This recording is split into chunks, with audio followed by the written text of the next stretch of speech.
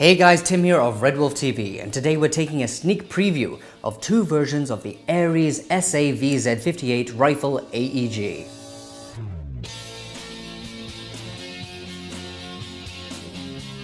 These AEGs replicate the real steel VZ.58, which was designed and deployed in the late 50s in what was previously known as Czechoslovakia back in their day. They somewhat resemble an AK, but they share no parts. And if that is the case, it might mean that the parts of these VZ.58 will not fit into other AEG AKs, and vice versa, which is just not cricket.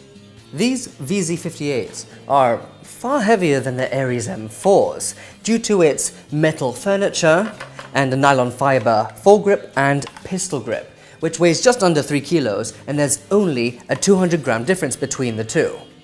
It features a metal folding stock which sits comfortably against your shoulder or your chest depending on your style of play. The fire selector can only be found on the right side, and having it like this means that it is currently in safe, and flicking it clockwise allows you to shoot in semi and counterclockwise for full auto. I like how stiff it is and how it nicely clicks into position. The ergonomic pistol grip is very comfortable to hold, and considering the fire selector is where it is, you can easily identify whether you're in safety, semi, or full auto.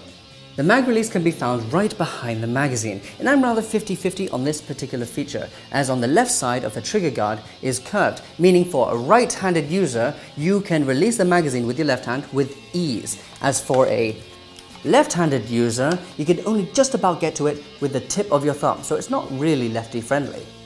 Moving on to the magazine itself. It looks completely different to other AK magazines. For example, the top. It looks completely different, and the hook at the back completely different. This means that the VZ.58 uses proprietary magazines. The placement of the hop-up is amazing.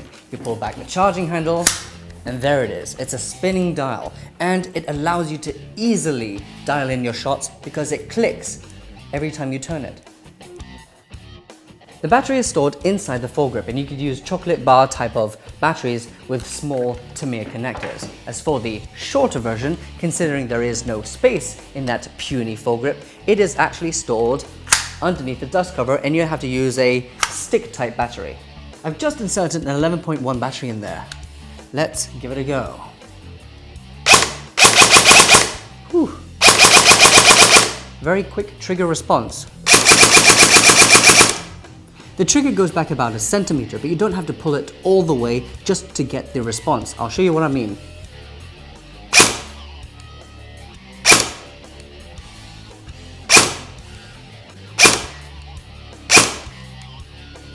So what we have here is something that does away with the aesthetics of an AK. Sure, it looks like an AK, it feels like an AK, it doesn't smell like anything, to be honest, but it's not. As for that fire selector, it is actually made for a lefty, but the mag release is made for a right-handed person.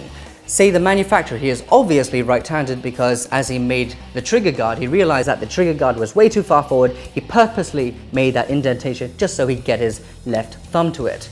As a right-handed shooter, I don't want to have to move my finger or wrap my thumb around to change the shooting mode. It just seems messy, even though I guess it somewhat serves a purpose.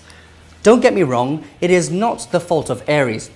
ARES have done away with a great replica here. Their gearbox is sound and the build quality is great, but it's just the fault of the manufacturer. There's something off about it. It seems messy, if you know what I mean. I'd love to hear your opinion in the description below, and maybe we can talk about it, and when we do a full review in 2 months' time, when we do get it, I would have made up my mind. So, see you guys on the next episode of RedWolf TV. Porn Stash out.